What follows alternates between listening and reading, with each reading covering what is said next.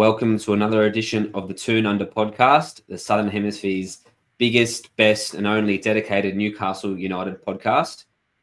Today, I'm joined by a very special guest, the doyen of Australian football commentary and Manchester City tragic fan, Simon Hill. I mean, a lot more tragedy lately, Simon, but like we spoke about before, I think probably context-wise, you've seen probably plenty of success the last 15 years to survive a lifetime, I would say. Yeah, I mean, we were talking before we came on the podcast, and everything has to be put into context of where you've come from. And I'm old enough to remember us when we were in the third division of English football, and halfway down the third division as well. I was one of the City supporters who went to York City in December 1998 and stood on an open terrace and got rained on for 90 minutes, and we lost 2-1 to York City. So even to be playing the likes of Real Madrid, let alone being vaguely competitive, was a pipe dream in those days. So yeah, and sometimes you get a bit frustrated with the younger generation of supporters who've come on board the last 10, 15 years, and of course they've only ever experienced success. So this is a new thing for them. But for me, I never thought I'd see my team win one trophy, let alone the 15 or 16 that we've lifted over the last decade. So you won't hear too many complaints from me. Obviously, I prefer us to be winning, but relatively speaking, we've had a great old ride over the last few years. So it was never going to last forever, nor should it in football. Exactly right. I mean, look, you're right. You've seen that many trophies. You probably forget half of them and forget half of the games and the results. Don't forget the trophies. Oh, okay, that's good. Well, that's good. So we're going to be previewing the big game. I mean, who knows if it's a big game for City anymore, but a big game for Newcastle this weekend at the Eithad, where Newcastle and Man City are battling for a Champions League position. Obviously, Manchester City have got that return leg to Real Madrid next midweek, which potentially could take their focus off the game. But before we get stuck into that sort of that preview and how that game's going to go, obviously this season hasn't gone to plan, clearly. For Pep and for the club. Did you think something like this was coming in the last few seasons or last year, or has this completely caught you and the general populace by complete shock? Well, I think the scale of the decline and the speedy nature of it has probably been a bit of a shock. It seems to have been a team that's aged almost overnight. Whether that's because other teams have improved or whether our level has dropped a bit, I think it's probably a combination of both. We've had a lot of injuries. Obviously, the standout one obviously is Rodri, and it's hard to take the World Footballer of the Year out of the equation and not feel the effects. But it's not been the only reason. Kyle Walker's level dropped significantly, and of course now he's gone off on loan to AC Milan. Kevin De Bruyne has been injured. Ruben Diaz has been injured. Akanji's had periods out of the team. Ake the same. John Stones. It's been a huge problem. But also, you've got to say that they probably got the summer wrong. When you win 4 consecutive Premier League titles, I guess in some ways, as a manager, you trust those players so much because they've done so brilliantly for you. You're sort of loath to change it too much, but it's become apparent, and obviously this is easy to say with the benefit of hindsight, that the squad needed refreshing quite a bit during the off-season, and it wasn't. We only brought in Savinho, and then Gundogan came in sort of a few games into the season. He's not quite the same player. I love Gundo, but not quite the same player that he was in his heyday. And now, of course, belatedly in the January window, we've gone out and splashed the cash and brought in 4 or 5 new players, which is great. But, they're going to take time to gel. Some of them are pretty young and inexperienced at this level. So it's a proper rebuild that's on the cards. And maybe that process should have been started in the summer. But, as I say, I think it's easy to pick that with hindsight. And I was back in the UK in the early part of the season. I saw City live on 2 or 3 occasions, and we won the games that I watched, but you could tell that they weren't quite firing on all cylinders. I saw the game against Ipswich at home, and we fell behind, managed to come back and Yeah. win that game quite comfortably in the end. But the warning signs were there. And after I returned to Australia, I think we beat Wolves after coming from behind. Same against Fulham. So you could tell that there was, an issue or two there. But the fact that we sort of dropped off a cliff a bit, that horrible run that we went on, even though we've come out of that to a certain extent, it's clear that there's not the same stability in the team. And hanging on to leads has become a huge issue, particularly in the Champions League where we've really struggled. So yeah, it's a tough season, but if it's a tough season that ends up with us winning the FA Cup and finishing fourth in the Premier League, that still ain't bad. 30 years ago, I would have settled for that quite happily. Exactly right. I mean, like we were talking about before the show, I'm just waiting for Newcastle to win that one trophy, and which will happen. Which hopefully will happen in a few months or in a month's time when we play Liverpool. But your expectations obviously do change, and the club progresses, and you expect to win trophies, which is not easy to do every year. And City have been obviously the standard for European football, let alone in the Premier League. I just want to pick your brain about last season, I think, because Arsenal, for me, looked like for the majority of the season to be the champions elect. They were, obviously they had that big lead on you guys. They looked like they were going to get it done. It's sort of, that was their culmination. The previous season they couldn't last, but they were sort of, last year was going to be their season, and then they blew it. So last season, from memory, were you 10 points behind or something close to that around? Close, yeah, around January, and obviously you did ring them in.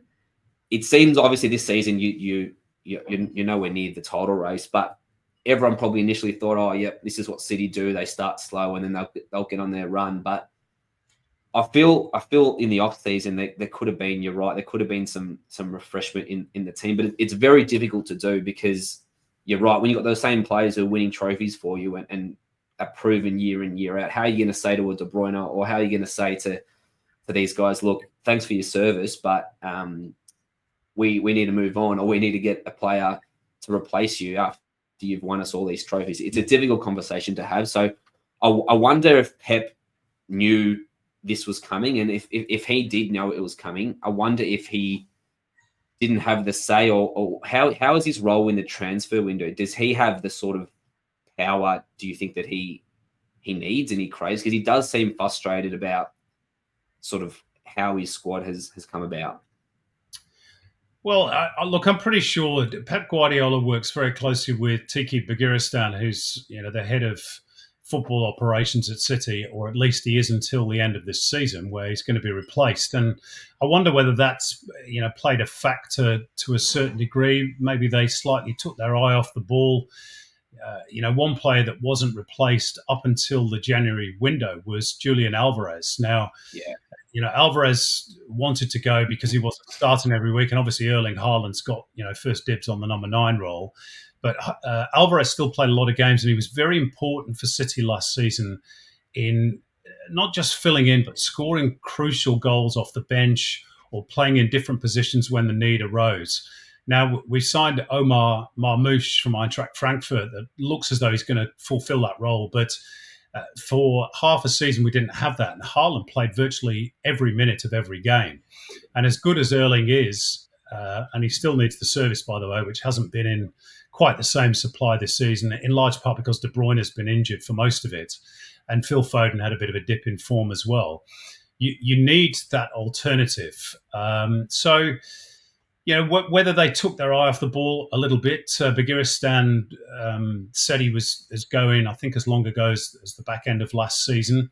He's going to be replaced by Hugo Viana, who, as I understand it, is already in Manchester and beginning the handover.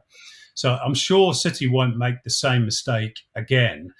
And obviously we've got a lot of these new players, not just Marmoush, but Vitor Reis and Abdulkadir Kusanov, who's come in. I think they're in for Cambiasso. Didn't quite get him in the January window, but I'm sure they'll get him in the off season. So I think City will be much better off next year when there's that proper refresh. But yeah, they certainly probably didn't do enough business during the off season. And did Pep foresee this? I don't think so. By the looks of Pep, and he looks he looks almost a broken man at the moment He because does. Yeah. he doesn't Yeah. really know how to fix it. So this is a good test of his managerial abilities. He's one of the best of all time, in my opinion. But he hasn't been able to fix this problem, particularly that leaky defence and how to shore up the midfield in the absence of Rodri. He played John Stones there against Real Madrid, which I thought really was the obvious solution from the off. But again, Stones has been in and out because of injury. But yeah, we've got Nico Gonzalez now, but he picked up an injury against Real Madrid as well. So against Leyton Orient. So it's just been one of those seasons where everything that could go wrong has gone wrong. But we're still up there fighting for top four. To win 5 Premier League titles in a row was probably asking an awful lot. Nobody had ever done 4 before, so we can say we did that, which is incredible. Yeah, exactly right. Hard to complain about winning 4 in a row, to be fair. But yeah, on Pep, I think he seems the sort of manager. I've followed his career at Barcelona, and he was obviously changed. I think he's changed the way football was played, with the way his teams played in that late 2010, early 2010 period with Xavi, Iniesta, Busquets, and that tiki-taka football. Yeah. Barcelona never went on this sort of run and never were sort of capitulated to this extent, especially that latest run that you were on, or that latest losing run. I'm not sure. Do you think he has the heart, or do you think he has the passion to sort of take you guys out of this? He always seemed to me the manager that he gets the success. He won all the trophies he did at Barca. He's won all the trophies as he did at City. I've never seen him as a career sort of manager to be like a Sir Alex, to stay at a club for decades. Do you think he has the heart, and do you think he has the drive to turn the team around? Well, this is his 9th year at City, and he's just signed a 2-year extension. So, he's going to be there for well over a decade, which is easily his longest spell anywhere as a manager. He loves the club. He loves Manchester. Without wishing to get into personal stuff, to the detriment of his marriage, it seems, because his obsession with football appears to be at least one of the reasons why he's ended up getting divorced, which is very unfortunate, really. But he's married to the job. I think he likes the working environment. He loves the Premier League, the competitive nature of it. I think he will see this as possibly his biggest challenge, not just to replenish this squad and get City competitive again, but maybe you mentioned his style of football there, the tiki-taka possession style of football. I wonder, and I think Jonathan Wilson posed this question in The Guardian a few weeks ago, whether that style of football has almost had its day in the modern game. Football evolves very quickly. And, we've always been vulnerable, even throughout our peak years, to fast counter-attacking football. Liverpool exploited that to its fullest extent under Jurgen Klopp. Very few other teams were able to do it to us consistently. And that's largely in latter years because, and even before that, when we had Fernandinho at the base of midfield, who was then succeeded by Rodri, 2 of the best defensive midfielders in world football. Players who were able to smell out those dangerous situations and snuff them out at source. And of course, if they did get past Rodri, they had to deal with the blistering pace of Kyle Walker, which got us out of trouble on several occasions as well. Now, it seems to me at the moment, we're still playing a very similar style of football. It's easy on the eye. It's pass, turn back out, go left, turn back out, come right. We dominate teams still with 70, 80% possession of the ball during the 90 minutes for most games. But we are so vulnerable to teams with pace. We always have been to a degree, but we are even more so now. And that's something that he has to resolve. Does he change the style of play? Is it merely a case of getting in better players in the defensive positions, players with better reading of the game, more pace? There's a question mark against Edison at the moment as well, who's Yeah, been a big part of our it's all over the success. shop. Yeah, His form has dipped. He was basically to blame for us losing against Real Madrid the other night. So there's some big questions there for him. But does he have the hunger and the drive? Yeah, I think so. And I've even seen some statements in ridiculous quarters. I think it was somebody on Talksport the other day said, if we lose to Real Madrid, he should be sacked. I mean, please. Who's going to sack a manager that's won 15 trophies? That really would be ridiculous. He's got a job there for life if he wants yeah, it. yeah. But he'll stay at least another couple of years to get us, hopefully, back to the top. I don't think he's going to compromise, to be honest, the way he wants to play. I think his solution is going to be he needs to get younger players who can, which he's doing. Yeah, which he's doing that, which you've done now in January, which can carry out the way he wants to play. Because he always said at Barcelona, he always said that the key to the success, obviously, passing the ball around is great and moving the ball quickly, but the moment you lose the ball, you've got to win that back within 5 to 6 seconds, I think he said. And that was always what he was driving into. Even Messi and Samuel Eto'o and Thierry Henry, superstar players up front. He was pressing. Great energy, though. Requires Exactly. great energy. And our team is an aging team. That's what it is. Yeah. And that's the issue with obviously playing a high line. If you don't have the energy and if you're not pressing and winning that ball back immediately and the ball gets through the midfield, you're cooked if your defense is not fast and they get turned around, and then you've seen what's happened. You've been copping goals left, right, and center. So Edison can, when he was in form, obviously can mitigate some of that if he's sweeping up and playing well. But at the moment, he seems to be just not reading the game, and he just seems to be just completely out of form. I've got one. Yeah, go for it. I was going to say, I think, during the off-season, there was a very strong link with Saudi Arabia for Edison. And there was a big question as to whether he might go during the last off-season. Now, he ended up staying, but I wonder whether he's taken his eye off the ball just a little bit, whether his head was turned by that big money offer in Saudi Arabia, whether he actually wanted to go and City, said, no, you got to honour your contract. I don't know, obviously, because I'm not there every day, but certainly some things are missed. He's had a couple of niggly injuries as well, but something's not right with Edison. So, that's another conundrum for Pep as well. I've got one conspiracy theory to throw at you. I'm not sure if it works.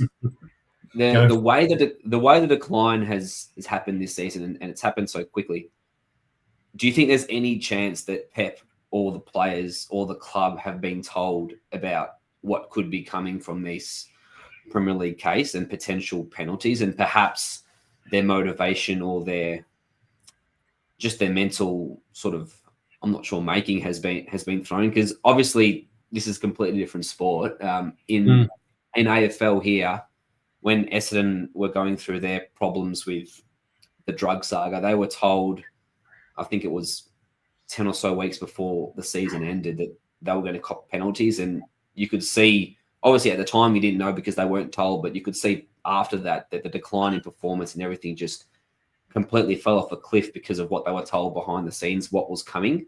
I wonder, I mean, it's probably unlikely, but I wonder if anyone has an inkling at the club that let's prepare for this, and maybe that's filtered down to the squad. What do you think about that?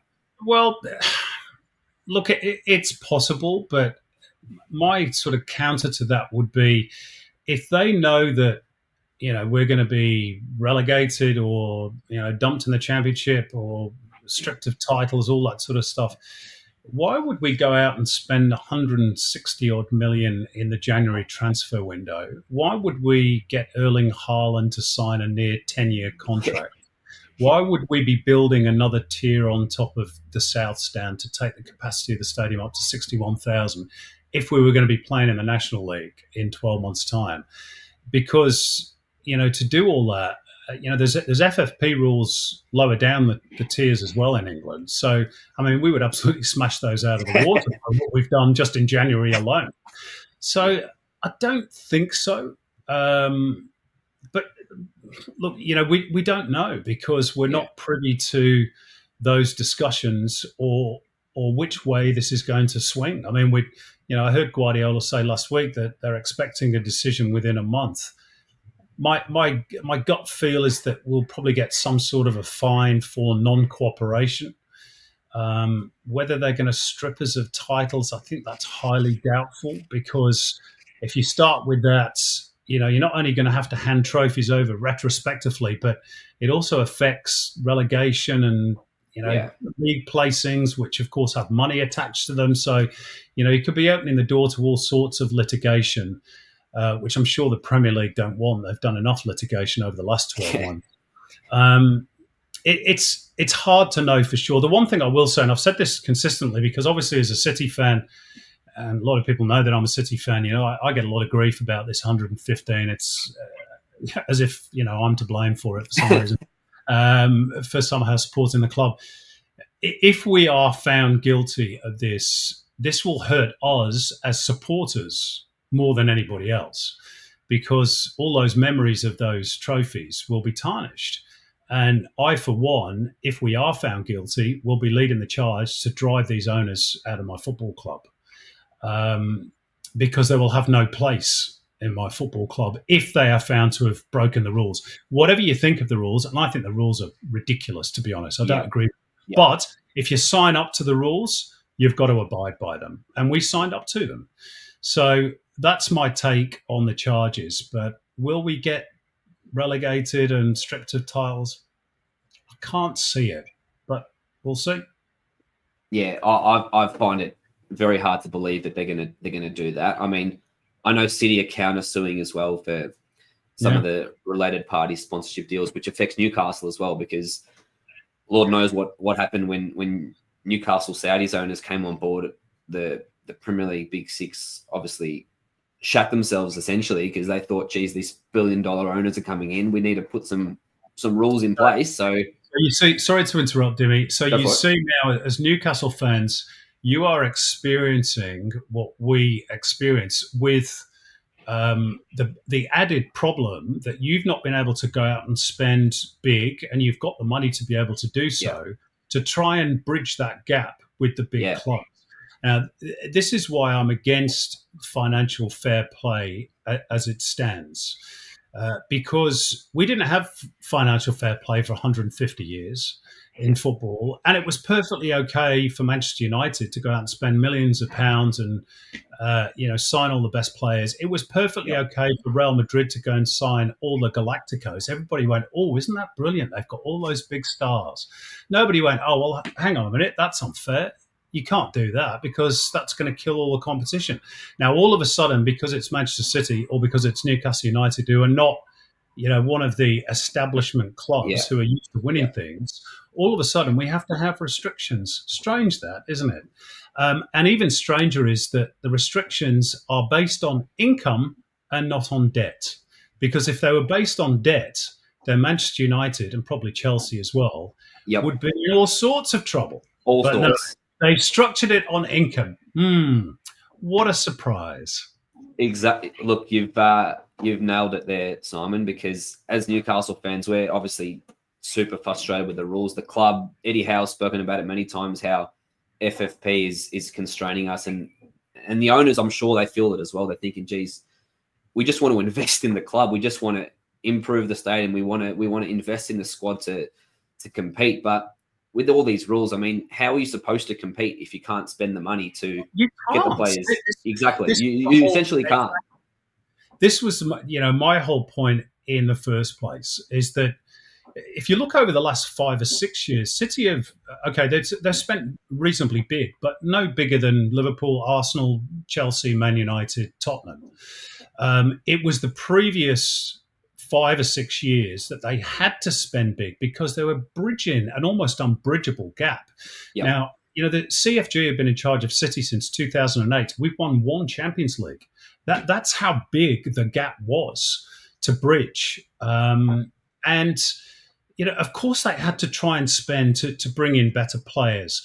And the fact of the matter is that if you go back, the genesis of all the money in football comes about from the establishment clubs, the old G14 and the old Big Five in England. They wanted the establishment of the Premier League. They wanted the bloated Champions League. And the reason why they wanted that is because they stood to benefit from most of the money. And if you also go back, I think between 2004 and 2009, which was the year after City got bought out, the top four in England were the same four clubs each season. Slightly different order: Manchester United, Yeah. Arsenal, Chelsea, Liverpool. Yeah. And they were perfectly content with that little setup because the cartel was working. And every year they qualified for the Champions League. They earned millions of dollars through that. And the gap got bigger every single season. Now, the only way to bridge that gap was to have a sugar daddy. Now, do I like it particularly that we're foreign owned and, let's be honest, by a regime that contains a lot of elements that us in the West find unpalatable? No, I don't particularly like it at all.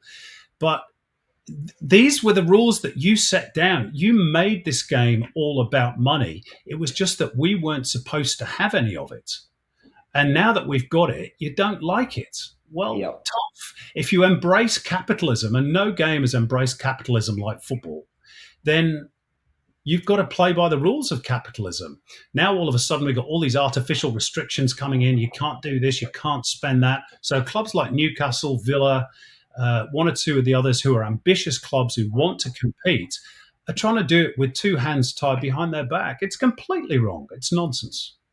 Well, and that's the thing. And when they base all the rules based on income and revenue, the only way to do that is obviously through sponsorship. And then now they've brought in all these sponsorship rules that have to go through all these tests that we can't. Yeah. Except the shareholder loans, which we won't know, are being put in by the owners of Manchester United, Liverpool, and Arsenal. Yeah. Well, exactly right. I mean, and people forget that everyone always I didn't want to jump on this sort of topic, but now that we've mentioned it, everyone forgets that Newcastle, Mike Ashley did not spend a cent at the club, did not put a cent into the club. He tried to change the name of the stadium to Sports Direct Arena. I remember. He was awful for the club, for the city, for everything. Not one person jumped up and down and said, "Oh, this is so bad. What's going on at Newcastle? Why aren't they spending more money?" All of a sudden, we have owners who actually want to spend some money, invest in the city, invest in the club. It's the worst thing. I mean, we weren't getting any money for sponsorship for Sports Direct. We weren't. Exactly. We were coming from. Go for it. We were coming from such. Sorry, go for it. I think there's an element of subconscious racism in a lot of this as well. Now, I've already mentioned I don't agree necessarily with the Emirati regime or the Saudi regime, but the flip side in a sporting sense, the one thing I will say for the Arab world, and I've spent a lot of time there, covering football in my job, is that they love the game. They absolutely love football and they understand it. The flip side of what we've got in the Premier League now is effectively a split between the American owners who see sport in a completely different way. And the Gulf states, and I'm not saying, by the way, that I'm 100% for state ownership of football clubs. I'm not, but at the very least, they want to invest in football. Whereas you look at the Glazers at Manchester United, they take money out of the club and leverage it with huge amounts of debt. You see the Liverpool owners talking about wanting to take Premier League games to New York or Philadelphia. Oh, it'll be great. Ultimately, those are the guys who are driving the Super League model, where ultimately they'll want to do away with promotion and relegation because it's a concept they don't understand in America. So, you can say that I'm a bit biased, obviously, because I'm a City fan and I've seen us win trophies with Emirati money largely, but I think there is a very serious football conversation to be had as to where we want, the game to go. Do we want it to be dominated by Gulf money? No, absolutely not. Equally, do we want it to be dominated by the Americans? For me, personally, no. I think they see soccer in a completely different context, and I don't like it, quite frankly. Yeah. Ideally, the Bundesliga model for me has always been the ideal scenario where clubs are member owned, and that's where the funds come from. But obviously, Premier League England's it hasn't, and Premier League obviously is too big business now, where you got foreign investors from all over the world wanting to get into the game, so to speak. But I mean, I'm a Newcastle fan. I love my club. I don't care who owns my club. I'm going to support my team. I'm not going to feel guilty for the ownership or what. Obviously, I don't condone what the Saudi ownership, or you wouldn't condone what some of the things that happen over at that part of the world. But at the end of the day, we're football fans. We're just here to support our Don't football condone clubs. what the Americans are doing at the moment under Donald Trump either, by the way. So. Exactly right.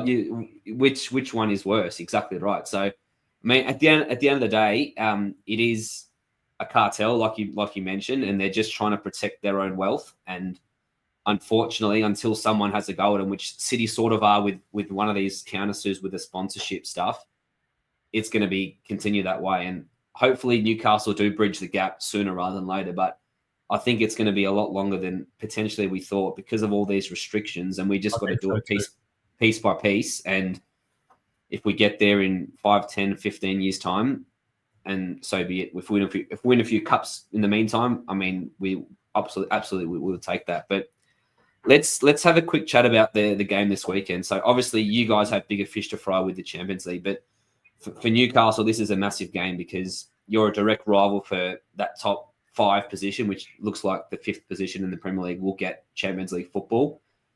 How do you see this weekend playing out from City's perspective? Do you think that you're going to field a weakened team? Do you have the options to field a weakened team? How do you think Pep's going to approach the game this weekend? I don't think we can afford to field a weakened team because this game is equally as important for us. To finish top 4 or top 5, as you rightly say, top 5 at the moment might be good enough, but to make absolutely sure, you've got to be top 4, and we're 2 points behind Chelsea at the moment. We've got a really tough run of fixtures. I think we've got Liverpool next, or at least the game after next, and of course we've got the second leg of the Champions League against Real Madrid as well. But given the way that the first leg went, I don't think Pep can afford to be resting players. He's obviously got to have one eye on that tie during the week. You know, if we're winning the game comfortably with 10 minutes to go, you know, maybe he can bring off the likes of Haaland or De Bruyne or whatever. But from the off at the weekend, no, he's got to play his strongest team, whatever he thinks that might be, because the Premier League is just as important, if not more so, given that, you know, all things being equal, we'll probably go out next week unless we pull off a miracle at the Bernabeu, which is possible. You know, we're still a good side.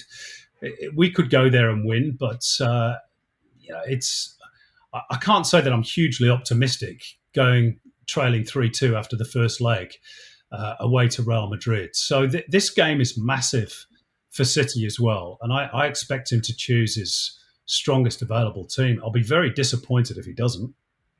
Yeah, so from a Newcastle perspective, obviously we've got a couple of injuries coming out of the last few weeks. We've got Dan Burns, Sven Botman, and Anthony Gordon, who are all sort of under injury clouds. Which, for me, the biggest one there for us will be Anthony Gordon because, I mean, looking at your against us, yeah, not just that he does score goals against you guys, but looking at your defense and your high line and the lack of, it seems, sort of cohesion and ball pressure. The best way that we attack is via transition, and we do press as well. We don't press all across the field, the field, but we do press, and we aren't afraid to play a ball a bit longer over the top to Isak or over the top to Gordon. I am sort of relishing that high line with Isak in behind. Do you? How do you feel that your makeshift centre halves are going to go with Isak and potentially Gordon running at them?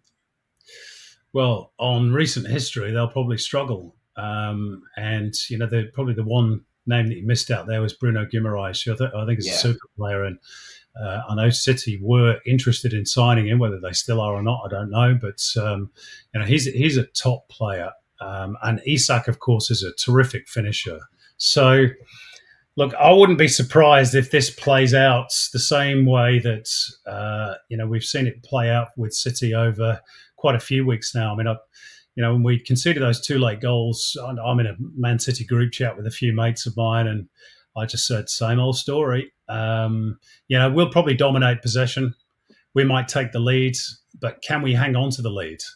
I can't remember the last time we kept a clean sheet. Goodness me, we couldn't even keep one against Leighton Orient in the FA Cup. Yeah. So, we're reliant on scoring more goals than the opposition Yeah. at the moment, which, of course, more often than not we do. But Newcastle are a good side. City have got lots of respect for what Eddie Howe's doing there. You've got some good players. This will be a tough game at the weekend, and I wouldn't say I'm overly confident that we'll get the win. I hope we do. And we are at home. I think if we were away from home, I'd be even more concerned. But given that we're at home, that gives us a little bit of an advantage. Hopefully, we can make good on that. Yeah, we haven't got Newcastle haven't got a great record at the Eithad. No. I think the last time we won there, I'm pretty sure was a League Cup second or third round game where Rolando Aaron scored a cracking goal, and all Newcastle fans thought, "Oh, who's this young winger coming through?" And obviously that didn't pan out too well for him or for the club. But we have caught many batterings at the Eithad. But I think this Newcastle team is a little bit different. Eddie Howe does like, not to say we sit back, but he does like the other team having a lot of the ball because he knows how threatening we are on the counter attack, especially with a player like Bruno who can pick a pass and send Isaac or send Gordon through. I think we're going to be more than happy to let City sort of control the ball around that middle of the park and just wait for our moments. And even the recent games for City, it seems, despite your possession, you're not really creating like stacks of chances anymore. And Haaland doesn't seem to be given many chances these days in games. I mean, they could change this week. He could score a hat-trick, but it seems to be teams are a little bit more comfortable defending the way City play. So I think Eddie's going to pick up on that and say, look, City can have 60, 70% of the ball. A lot of actually our wins and a lot of our big wins away from home at Arsenal, at Spurs, we had a lot less of the ball and we did very well when we did have the ball and were very dangerous on the break. So I think that's going to be the best form of attack for Newcastle. You mentioned Bruno there. I think a lot of Newcastle fans thought he was going to go to City at the start of the season because we did have that sort of scramble before 30th of June, before the financial year ended, that there was an issue with their finances and we had to sell players. And I think deep down, I think the club thought that City were going to come for him. There was a release clause of around 100 million, I believe, that could have been triggered before the 30th of June. I think Newcastle the fact that they were scrambling a day before the financial year ended, they probably thought City was going to trigger that. So luckily for us, you haven't triggered that. I'm not sure what your plans are in terms of central midfield going forward. He'd probably be a perfect player for the way Pep wants to play, but obviously we don't want to lose a player like Bruno. He seems to love Newcastle. He loves sort of being the guy, and he's spoken many times about wanting his name to be written down in history and being the one to bring back a trophy. So hopefully he does fulfill that, and before all players eventually move on, but before he does move on, hopefully he can bring us a trophy or two. That would be great. But in terms of the actual result, give us a prediction, Simon. What do you think of the result this weekend? I'll be optimistic and say that we'll win 3-2. I can't see us keeping a clean sheet. That was last year's game at St James's. You scored, I think, a late one for 3-2. I thought, wasn't that 3-3? That was the year before. It was we were 3-1 up. 3-1 up to 3-all. Yeah. Look, I think it'll be a high-scoring game. Obviously we're more than capable of scoring goals, but we're not as dynamic as we have been in recent years. But we're a bit better at home, certainly of late. Real Madrid the exception, obviously. So I fancy that we will score, but whether we can keep them out at the other end is always the big question these days with City. And I'll go for a high-scoring win. Fingers crossed. I definitely think there's going to be goals, and it could be a 0-0. I think actually no, it's not going to be a 0-0. I'd bet a lot of money on it not being a 0-0 ball draw. There's going to be goals from both ends. I just wonder who's going to score more. Before I let you go, Simon, it'd be reminiscent of me not to ask about the A-League, and obviously you cover the A-League and commentate on the A-League on Channel 10 and Paramount. I'm a big Melbourne Victory fan myself, and I think I think this season, I mean, despite what's happening to our club in terms of PK, I think this season in the A-League's been fantastic. I think the games have been exciting. There's been plenty of goals, plenty of drama. How do you see the A-League how do you see the season going so far this season? I think it's been fantastic. Look, there's nothing wrong with the A-League on the field. It's a very good competition. We know it's not the Premier League, but there are some good games. There are some exciting young players. There are some very good experienced players. The odd marquee here and there, Juan Mata and Douglas Costa. It's a good competition. What it suffers from is a poor reputation in this country. I actually think that the A-League is more highly rated overseas than it is here. I say that because overseas clubs keep coming and signing our players. So we must be doing something right here. I think over the last 2 years, we've sold something like 30 or 40 players to European leagues for decent sums of money as well. But for whatever reason, there's a stigma about competition here, driven in large part by a very hostile media, which is really unfortunate. I don't know why we have to have these code wars. There's room for all sports in Australia, but for whatever reason, they don't like the fact that we might grow at some point. So they see us as a threat. We saw it in Sydney after the Sydney Derby at the weekend, which is the best game of the season, biggest crowd of the season. It's absolutely fantastic. It was like watching a top game in Europe. And the headline in the local Daily Rag the day after was about an alleged brawl, which they couldn't even verify was actually football fans, that had happened at a train station, about 15 kilometres away. And this is what we're up against, unfortunately. I don't know how you change that. It's a mindset and a cultural attitude that has been ingrained in many Australians for many, many decades. And the media reinforces that message week in, week out.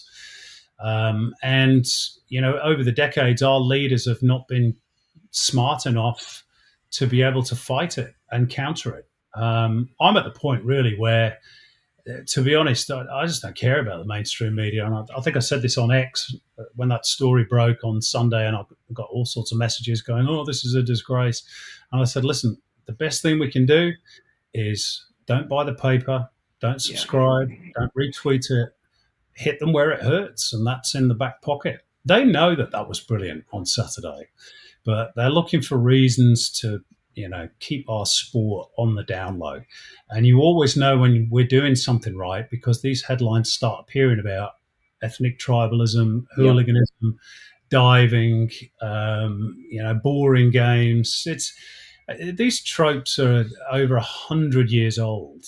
If you trawl back through Australian media from decades ago, they were using the same old stereotypes.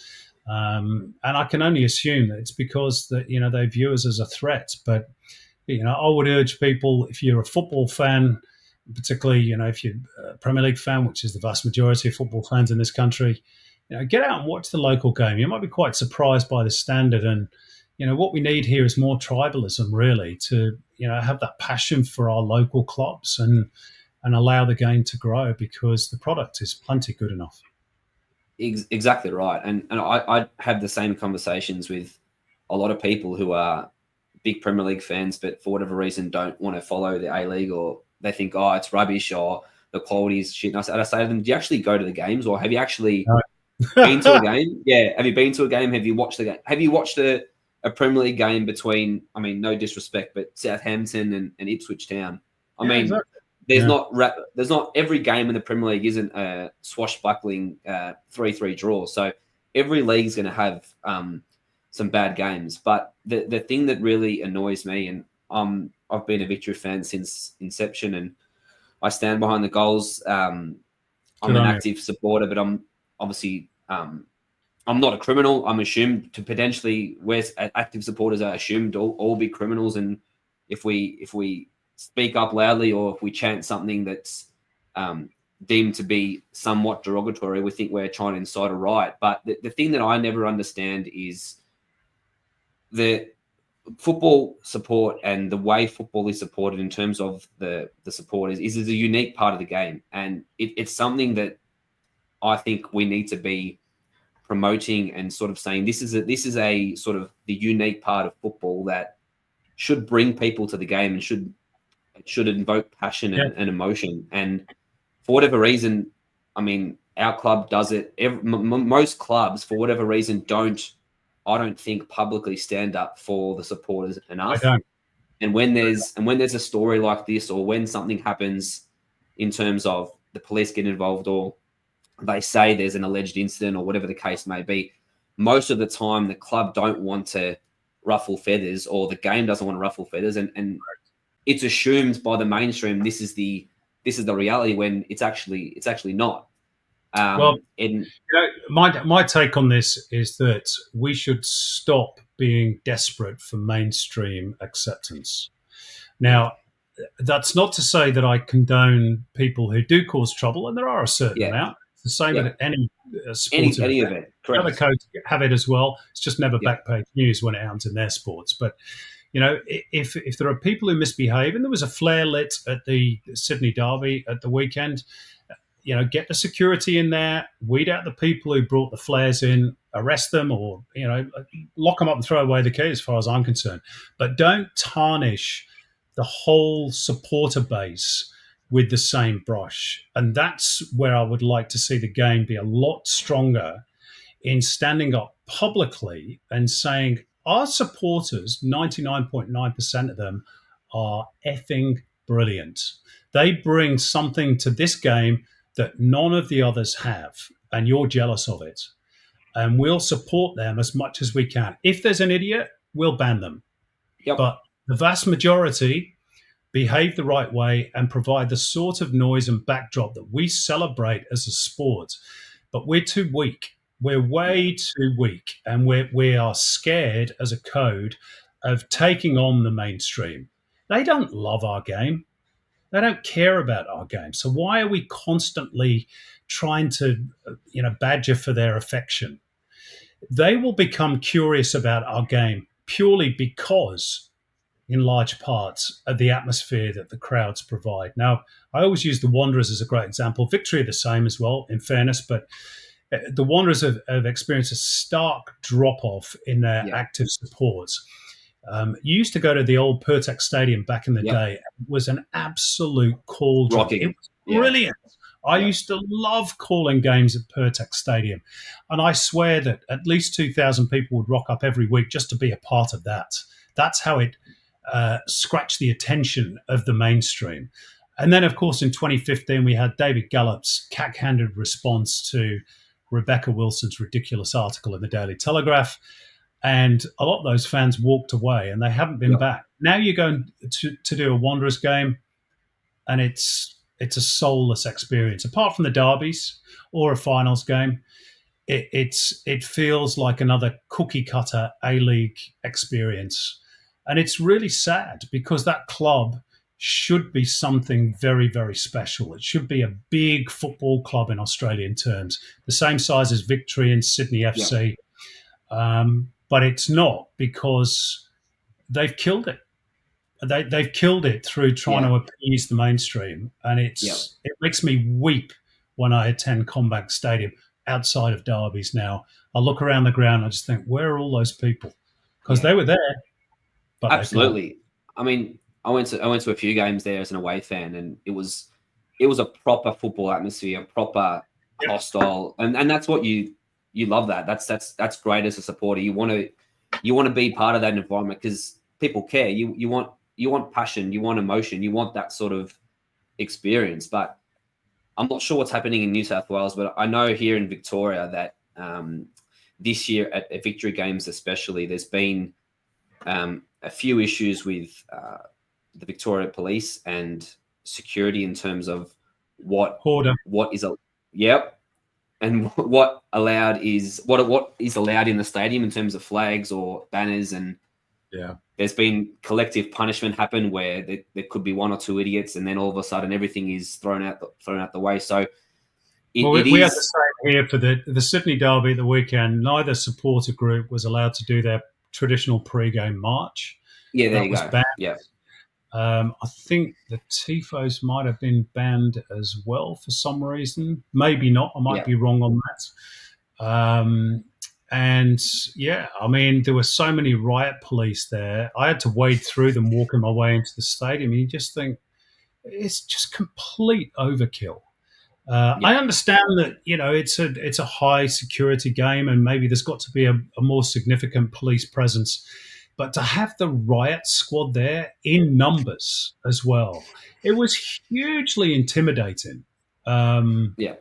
you know, people in the mainstream say to me, "Oh, are you safe going to a football game?" And I often say, Yeah, "Well, yeah, unless the riot police get to you, because they're the most intimidating people out of anybody." And yeah. it's really Those ones in sad, the but jumpsuits, the ones in the jumpsuits, they're yeah, real. Yeah, but that's this is the narrative that mainstream Australia has bought into for many decades. And there was a quote by the head of the New South Wales Police a few years ago when there was a bit of trouble at the Sydney Derby, and he was quoted as saying, if they don't pull their heads in, we'll have to do like they do in the UK and put them in cages. And I said publicly, what decade is this guy living in? Because people haven't been in yeah, cages in the UK since the 80s. But it's in there that's how yeah, they behave in football in Europe. Therefore, we're not having that here. It's just garbage. But, yeah. I don't know how you It's change a it. for me. No, well, I think for me it's a generation thing. It's going to have to take many many years for that mentality, for those people in power in those order positions to move on. Because I mean, the people that we've been dealing with the club as well, in terms of the police and security, they've got no time for football, no time for any sort of atmosphere Mm. that they perceive to be hostile or some sort of It's because they don't anti. understand it. They're not used to it and they don't Well, understand it. yeah, So it's exactly, therefore somehow wrong. And exactly. we haven't, to be fair, as a game, we haven't done a good enough job at educating people. And the main reason for that is because we have such a tiny media footprint here. So, we Yeah, get no column space in newspapers. We get no airtime on mainstream TV or radio. So, it's left to the ever dwindling band of mainstream media performance, of which I'm lucky enough to be one, to try and get this message across. But when you're a lone voice in the wilderness and you're saying it week in, week out, people switch off from you after a while. Oh, I've heard all your rubbish before, So it's hard, but we've got to keep trying. it's we do, and we're going to keep trying down here as fans. Good on you. We keep rocking up. We keep trying to provide the atmosphere, because And you at the do end it of the day, very well. without fans, football is nothing, and we keep trying to Correct. explain that to clubs and everybody. But hopefully, the message does get through. Does get through one day. But that'll do us for the Toon Under podcast. Thank you so much for your time, Simon. It's been a great Pleasure. chat, and I don't wish you luck this weekend, but hopefully, Likewise. yeah, hopefully the turnaround for Pep. I do have a soft spot for Pep. Hopefully, the turnaround is quite soon, and you do sort of get back on a winning road. I'm definitely not fond of Real Madrid, so hopefully you do get the job done next week. But thanks for your time, Simon, and hopefully we'll catch up with you soon. And similarly, by the way, can I just say I have a very soft spot for Newcastle as a city. Great people, the Geordies. Always loved going calling games there at St James's Park. Terrific atmosphere. They're one of the nicest bunch of supporters generally in the UK. So I wish Newcastle all the best, and go and beat Liverpool in that Carabao Cup final, because I don't like them. Yeah, fair. That's a fair point. We'll try our best. We'll try our best. Thanks, Simon. Good on you. Cheers.